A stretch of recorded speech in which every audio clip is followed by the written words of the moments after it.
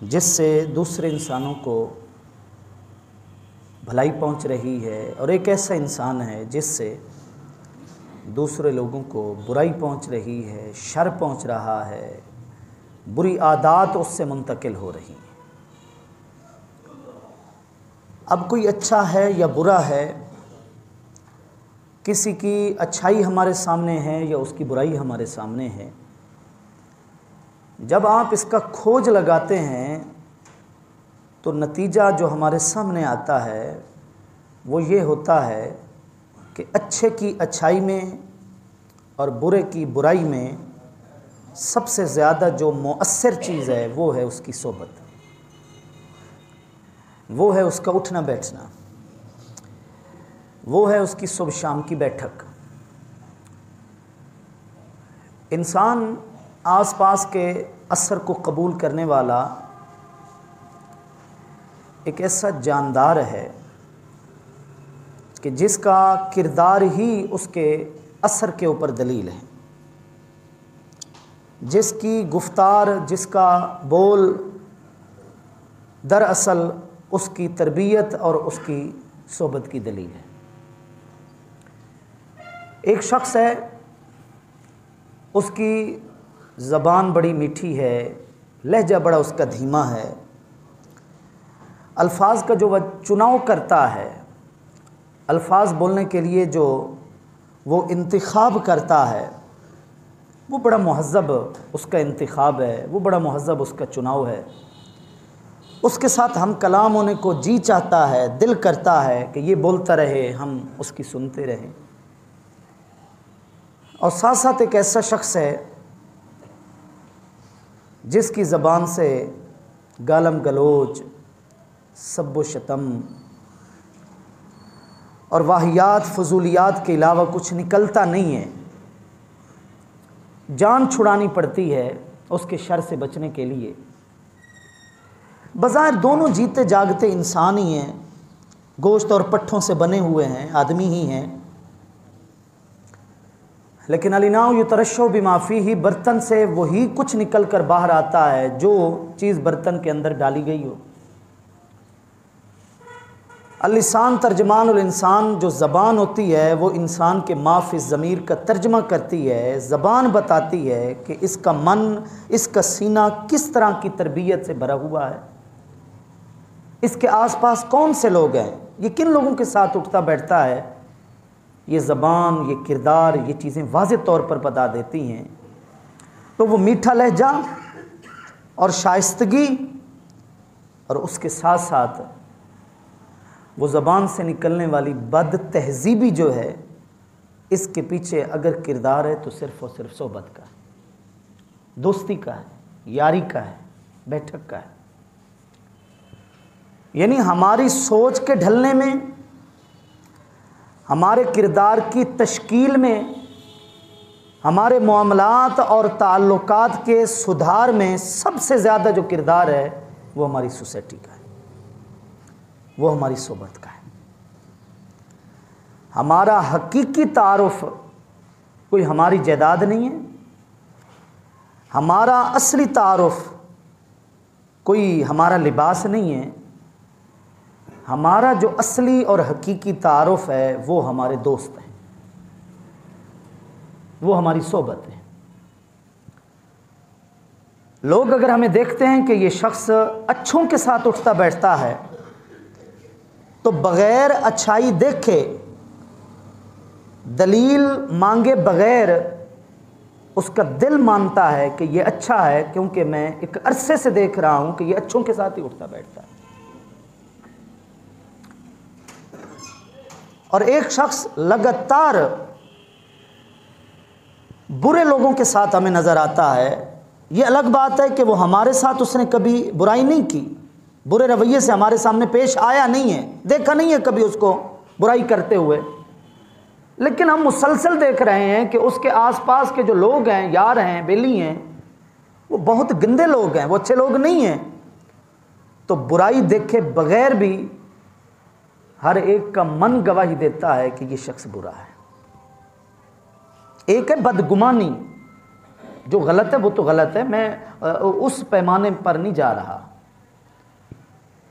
एक है कि हमारी सोबत, हमारी बैठक जो हमारा तारुफ बन जाती है, हम लाख लोगों को तसल्लियां देते रहे कि नहीं यार वो बुरा है, मैं बुरा नहीं हूं, मैं बस बुरों के साथ बुरा हूं, मैं अच्छों के साथ अच्छा हूं।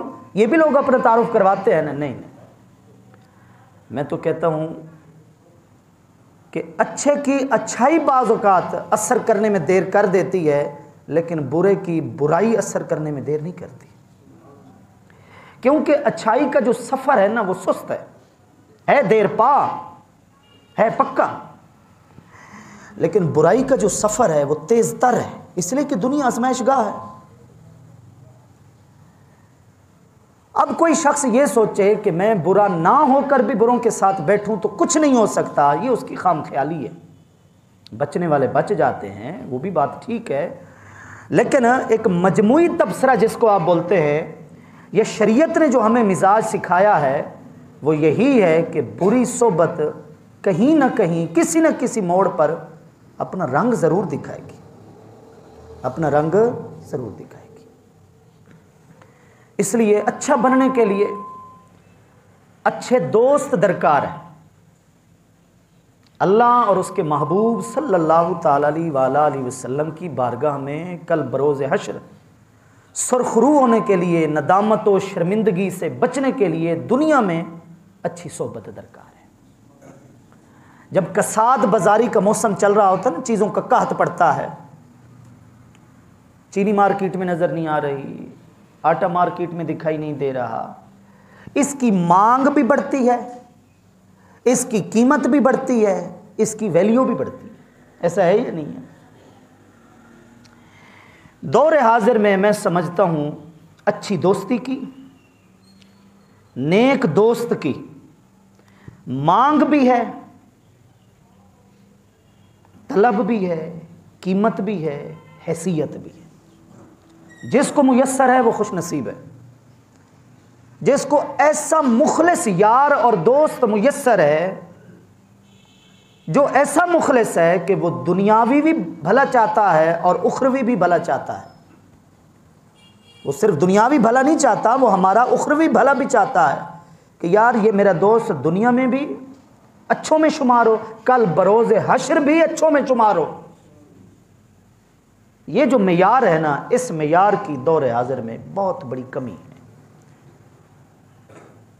और इसके ढूंढने में बजाय इसके कि हम वक्त खर्च करें, जनाब मैं अच्छे दोस्त की तलाश में फिर रहा हूं, हमें खुद अच्छा बनना होगा।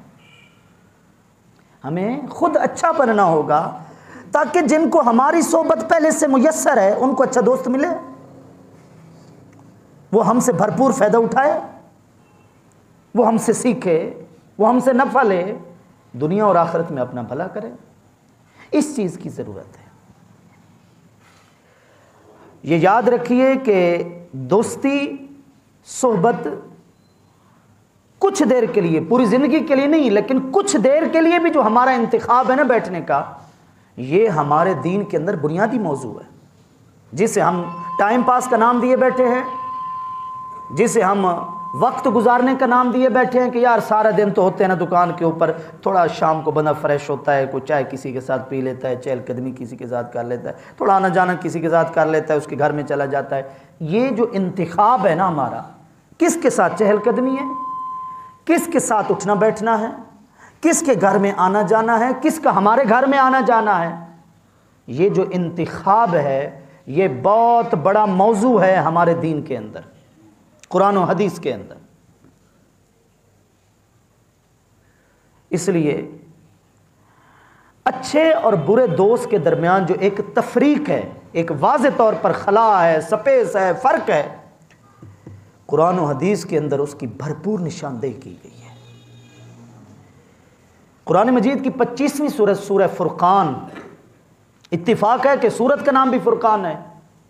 तबारकल्लज़ी नज़्ज़ल अल फुरकान अला अब्दिही लियकून लिल आलमीन नज़ीरा, क्योंकि कुरान का दूसरा नाम एक फुरकान भी है, फारिक बैन अल हक़ वल बातिल, जिसने हक़ और बातिल के दरमियान तफरीक कर दी है।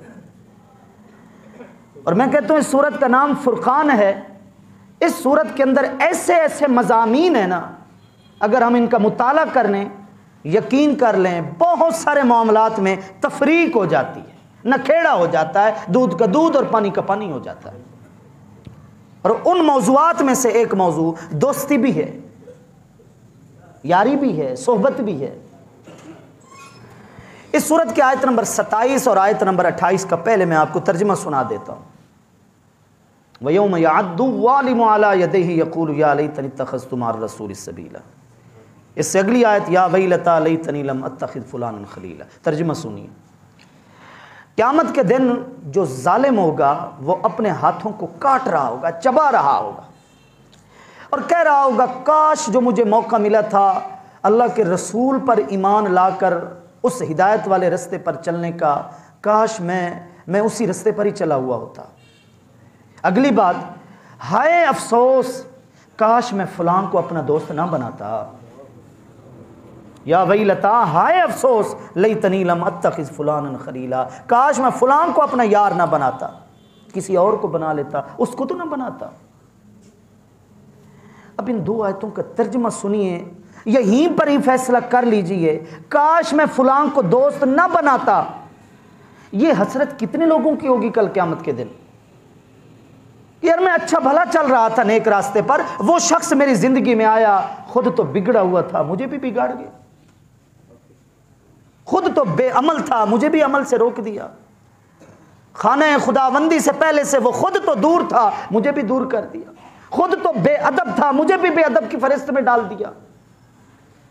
सोचिए, ये हसरत, ये गम, ये दुख, ये अफसोस, ये कितने लोगों को होगा। लेकिन साथ ये भी सोचिए, उस वक्त अफसोस फायदा देगा?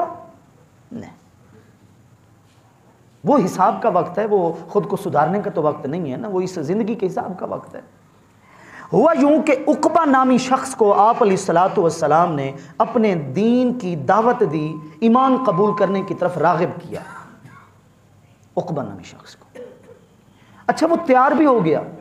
उसने कहा मैं अल्लाह के इस आखिरी नबी पर ईमान लेकर आता हूँ, मैं इस दीन को कबूल कर लेता हूँ, तैयार हो गया।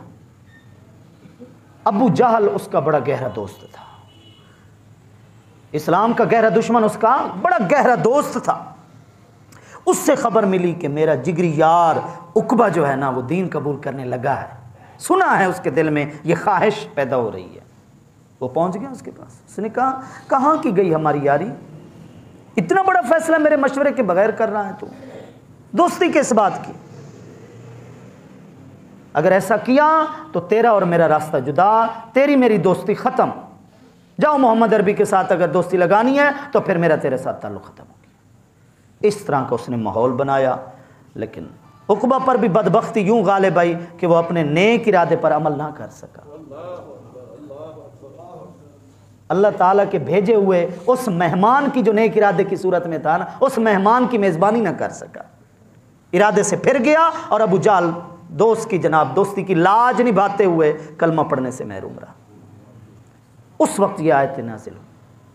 कुरान की आयात, कुरान की सूरतें, कुरान के रुकू, इनके नाजिल होने का कोई ना कोई सबब होता है, सबब नुज़ूल जिसको बोलते हैं। आयत की शान नुज़ूल होती है।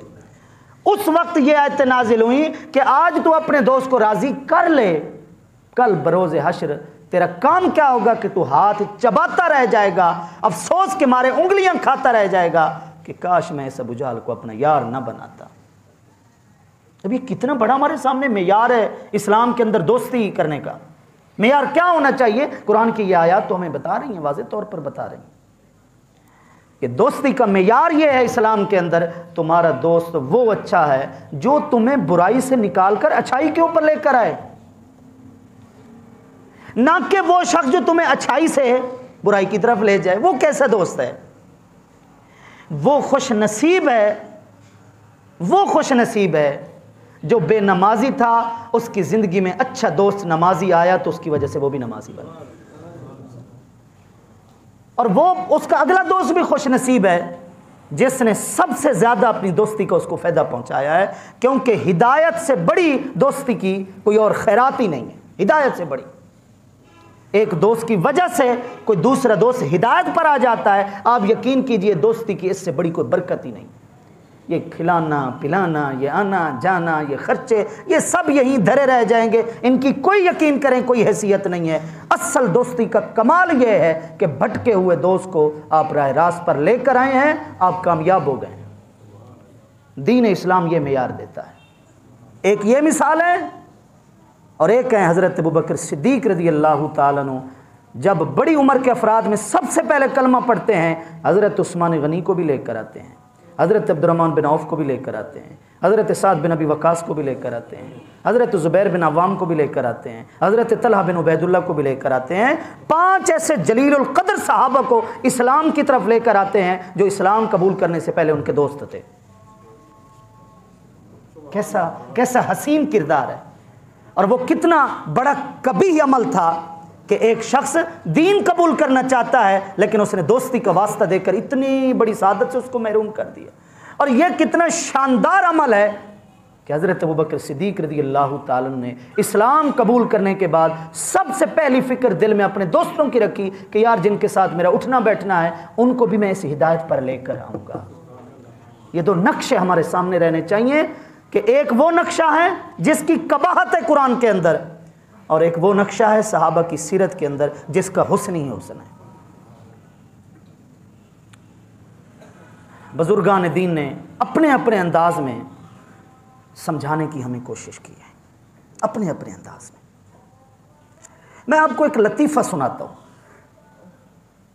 वो जब तक वो कहानी है तब तक वो लतीफ़ा है, लेकिन उसका नतीजा कमाल है। आप यकीन कर लें, वो लतीफ़ा नहीं है, बज़ाहिर वो लतीफ़ा है। शेर, गीदड़ और लूमड़ तीनों शिकार पर गए।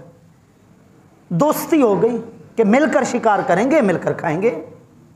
बड़ी मशहूर एक कहानी है बच्चों को सुनाने के लिए। मेरे ख्याल में अगर हम इस कहानी से सबक ना सीख सके तो हमसे भी बड़ा कोई बच्चा नहीं है। भले 60-70 साल वाले बैठे हैं, लेकिन अगर इतनी बात से भी कुछ ना सीख सके तो फिर तो बच्चे तो हमसे अच्छे हो गए जो कहानियों से सीख तो लेते हैं ना। इत्तिफाक हो गया, दोस्ती हो गई कि जनाब मिलकर कमाएंगे, मिलकर खाएंगे। एक गाय का शिकार हुआ, एक हिरन का शिकार हुआ और तीसरा शिकार खरगोश का हो गया। शेर ने कहा चल भाई गीदड़ जरा तकसीम कर, तेरी तकसीम भी तो देखें, दानाई तेरी देखें। उसने कहा तकसीम तो खुदा ने कर दी है, कोई आसान बिल्कुल मुश्किल का बात ही नहीं है, बिल्कुल आसान काम है, हर एक को नजर आ रहा है। गाय आपकी, हिरन मेरा, खरगोश लूमड़ की। जिसका जिस्म जितना उसका हिस्सा उतना है। जिसको उर्दू अदब में कहते हैं हिस्सा बकदरे जुस्सा, जितना जिस्म उतना आगे गोश्त का हिस्सा, खाने का हिस्सा। जोर से थप्पड़ रसीद किया शेर ने लूमड़ के ऊपर, अपना गिद्दड़ के ऊपर। टांग भी टूट गई और साइड में बैठ गया। ये है तेरी तकसीम, हिरन जैसा लजीज गोश्त तूने अपने हिस्से में रखा है और मुझे बूढ़ी गाय दी है। तुझे बादशाह के साथ बर्ताव करने का ढंग नहीं है। चल लूमड़ तू तकसीम कर। लूमड़ ने कहा कोई परेशानी वाली बात नहीं है, ये नाश्ते के अंदर आप खरगोश ले लें, दोपहर के खाने में आप गाय ले लें और रात को हल्का फुल्का लेते हैं तो आप हिरन ले लेना। हुजूर ये सब तीनों चीज़ें आपकी हैं, हमारी नहीं। नहीं, बात जो हमारे दरमियान तय हुई थी वो तो ये थी कि मिलकर शिकार करेंगे, मिलकर खाएंगे। तो मिलकर खाना तो ना हुआ। नहीं नहीं, मिलकर खाएंगे, लेकिन जो आपका बच्चा कुछ होगा बादशाह साहब हम वही खा लेंगे। लूमड़ की चालाकी वैसे ही मशहूर है, सालब कहते हैं अरबी में उसको, सालब। उसकी चालाकी के ऊपर बड़ी बड़ी अरबी में कहावतें हैं। शेर ने कहा कि अपना लूमड़ ये बता कि इतनी दानाई तेरे अंदर कैसे आ गई, ये अक्लमंदी कैसे आई है कि तूने जो तकसीम की है कमाल कर दी है कि हम जनाब आपका बच्चा कुछ खा लेंगे लेकिन ये तीनों चीज़ें हैं आपकी। लूमड़ ने जवाब दिया ये जो मुझे दनाई मिली है ना, ये गीदड़ से मिली। किससे मिली है? गीदड़ से। जो हाल उसके साथ आपने किया है, हैं, आपका एक थप्पड़ लगा तो उसकी टांग टूट गई, मेरी तो जान चली जाती अगर आपका एक थप्पड़ मुझे लग जाता तो। ये अक्लमंदी मैंने गीदड़ से सीखी है। बात हो गई, बज़ाहिर ये एक कहावत है, लेकिन बुजुर्गान दीन ने इस कहावत को लिखने के बाद जो बहस की है वो कमाल है। वो कहते हैं इंसान तो अशरफुल मखलूक है, एक जानवर के साथ थोड़ी सी बीतती है, दूसरा जानवर उससे सबक ले लेता है, तू अशरफुल मखलूक होकर सबक क्यों नहीं हासिल करता? तो अशरफुल मखलूक होकर अल्लाह ने सबसे ज्यादा दानाई और शूर तेरे अंदर रखा है, लेकिन तेरे जैसे इंसानों के साथ कैसे कैसे सलूक होते हैं, तू उनसे सबक नहीं सीखता।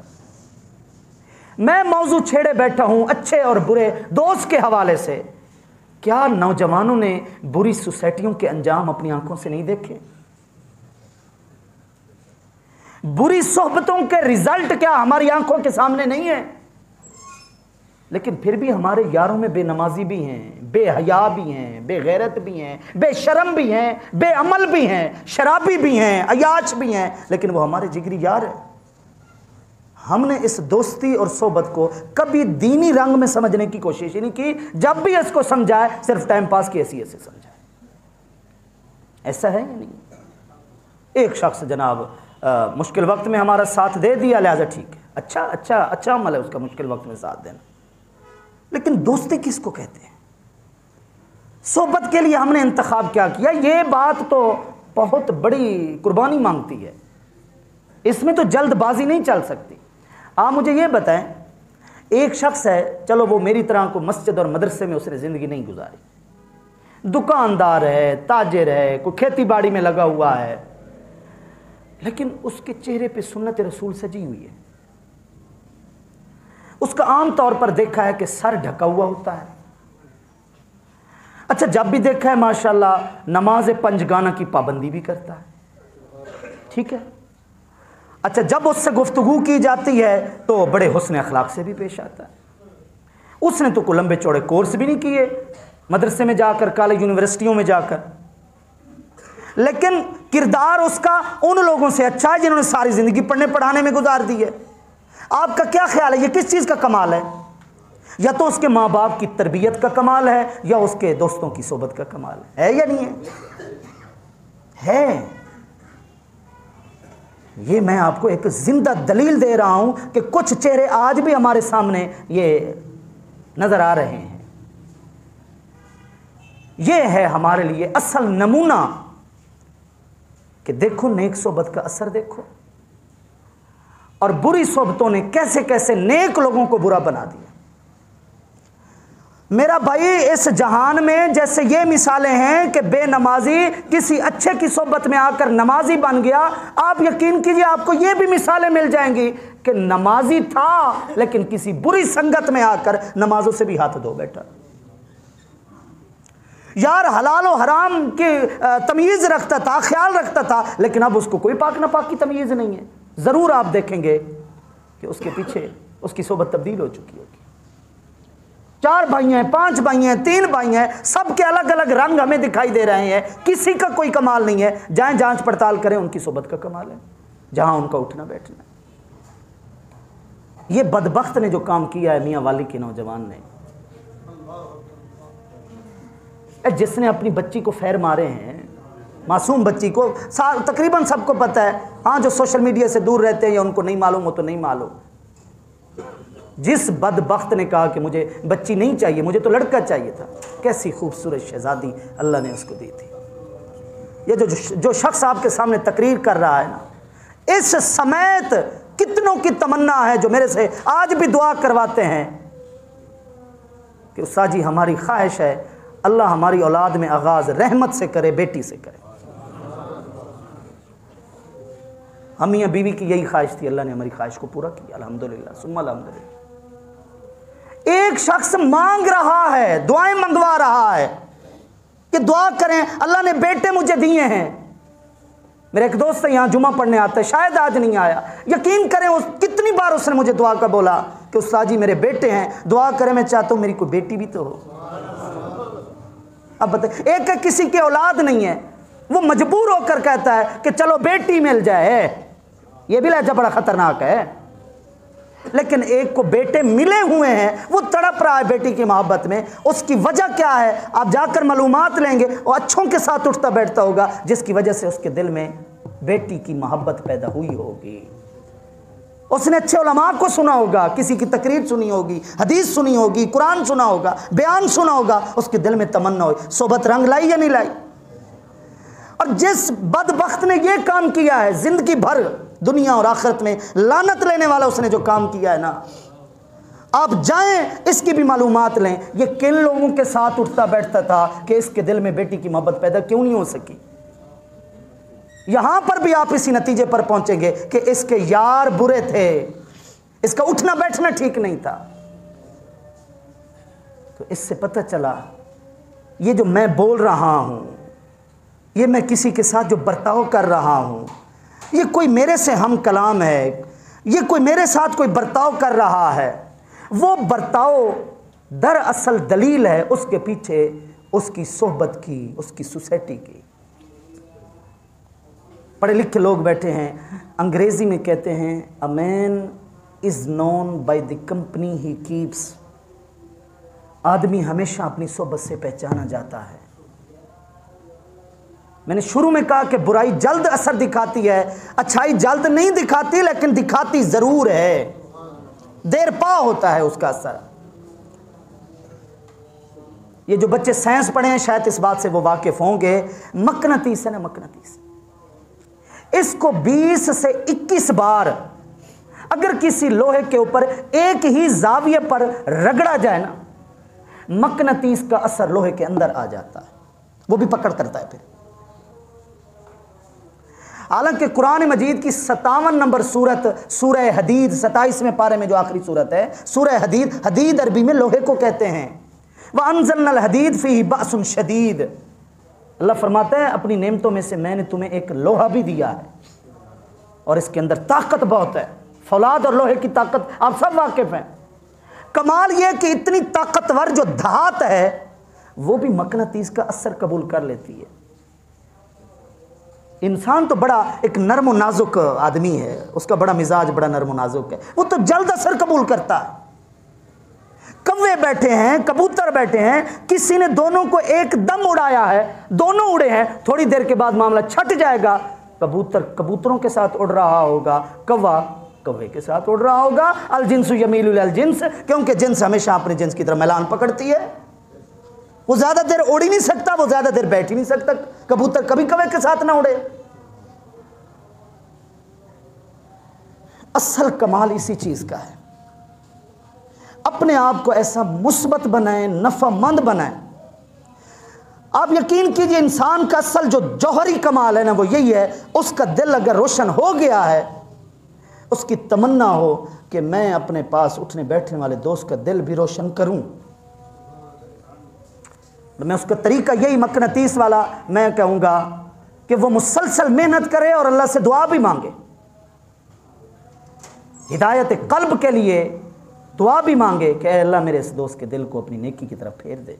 दुआ भी मांगे, सिर्फ मेहनत ना करें, अपनी मेहनत की कबूलियत की अल्लाह से दुआ भी मांगे। और नौजवान बैठे हैं, मैंने इस मौजू का तारुफ करवाया कि कुछ वाक़यात और हादसात होते हैं जो दिमाग पर छा जाते हैं और इंसान चाहते हुए भी उस तख़य्युल और तसव्वुर से बाहर नहीं निकल सकता। ये मौजू का इंतखाब भी यूँ समझें किसी न किसी एक वाक़या का रद्द अमल है। और उसका तरीका मैं ये बताता हूं कि अगर आप अच्छे हैं और आपका दोस्त आपसे अच्छाई का असर नहीं ले रहा, आपकी मुसलसल मेहनत के बाद आप किनारा पकड़ जाएं। कहीं ऐसा ना हो कि वो अपनी बुराई का असर आपके अंदर डाले। दुआ सलाम ज़रूर रहे, लेकिन अल्लाह से दुआ भी उसके लिए मांगते रहें और कोशिश करें अपनी सोबत नेक आदमी के साथ रखें। ला तुसाहिब इल्ला मुमिना वला तुखालिल इल्ला तकिया, ये बुजुर्गों की बहुत बड़ी तालीम है कि सोहबत इख्तियार कर तो कामिल ईमानदार की कर, और दोस्त बना तो किसी परहेजगार को बना। आप अलैहिस्सलातु वस्सलाम से जब पूछा गया मन नुजालिसु या रसूलल्लाह सल्लल्लाहु अलैहि वसल्लम, व फी रिवाया अय्यु जुलसाइना खैर, हज़रत अब्दुल्ला बिन अब्बास से मरवी ये रिवायत है रज़ी अल्लाह ताला अन्हु, पूछा गया या रसूल अल्लाह सल्लल्लाहु अलैहि वसल्लम कैसा हम नशीन हमारा होना चाहिए, दोस्त कैसा होना चाहिए, साहिब कैसा होना चाहिए, उठक बैठक किसके साथ हमारी होना चाहिए। आप अलैहिस्सलातु वस्सलाम ने इरशाद फरमाया मन ज़ादा फ़ी इल्मिकुम मंतिक़ुहु, जो जब बोले तो तुम्हारे इल्म के अंदर इजाफा हो, जिसकी गुफ्तगू तुम्हें शऊर दिलाए। वज़क्करकुमुल्लाह रुयतुहु, जिसका दीदार तुम्हें खुदा याद करा दे, जिसे देखकर तुम्हें अल्लाह याद आ जाए, तुम्हें तुम्हारा रब याद आ जाए, ऐसा नेक बंदा हो। वज़क्करकुमुल आखिरत अमलु, जिसका किरदार तुम्हें आखिरत की फिक्र दिलाए, उसका किरदार इतना अच्छा हो कि तुम्हें आखिरत याद आती रहे, माशर याद आ जाए। आप अलैहिस्सलाम तो अपने सहाबा को ये तक दुआ दिया करते थे कि याकुलु तामकुमुल अबरार, ऐसा होना चाहिए कि तुम्हारा रिज्क, तुम्हारा खाना नेक लोग आकर खाएं, ताकि जितनी देर वो नेक आदमी तुम्हारा रिज्क खाता रहेगा वो बरकत भी होगी और उतनी देर तुम उसकी सोबत में बैठकर नेक सोबत का भी असर लेते रहोगे। ये ठीक है, ये मामला ख़ास तौर पर नौजवानों के लिए है, लेकिन उमूमन अब हर उम्र के बंदे ने अपने वक्त को पास करने के लिए, दिल का बोझ हल्का करने के लिए, कोई अपनी उम्र का सही लेकिन यार दोस्त बनाया हुआ होता है उसने। हाँ जी, ऐसा है या नहीं है? तो बेहतर है कि ये जो इंतखाब है ना, ये बेहतरीन इंतखाब होना चाहिए। जब आप किसी नेक आदमी की सोबत में कुछ अरसा गुजारेंगे ना, आप यही इसी से आजमा लें, ये जो शबान के बकिया अयाम है ना, आप किसी नेक महफिल में आया जाया करें, नेक बंदे के पास उठा बैठा करें, आपका रमज़ान वैसा नहीं गुजरेगा जैसा पिछला गुजरा होगा। आप हकीकत कह रहा हूँ।